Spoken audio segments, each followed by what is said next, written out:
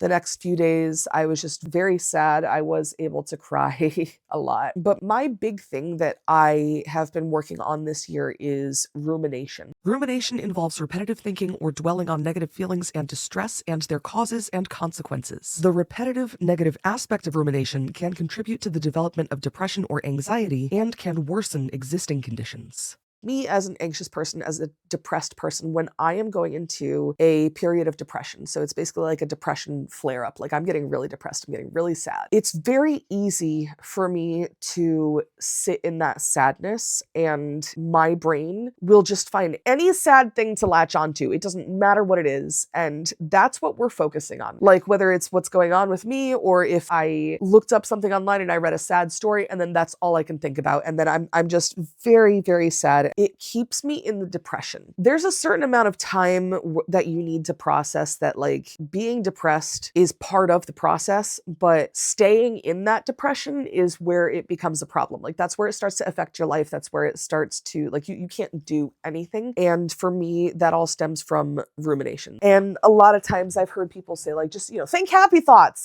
And it's not that easy. I have to actively work towards not ruminating on my thoughts. I will watch like my favorite movie or my favorite TV show, or I'll listen to my favorite music, or I will find an activity that will occupy me elsewhere. So I'm just looking for a distraction, a healthy distraction. I know in the past year, y'all have seen me do a lot of coloring book stuff. That was to help me not ruminate. That was a coping technique. And because I have ADHD, that was a hobby that I had for a hot minute, and then I didn't have the hobby anymore. It helped at the time, and that's what we're happy about.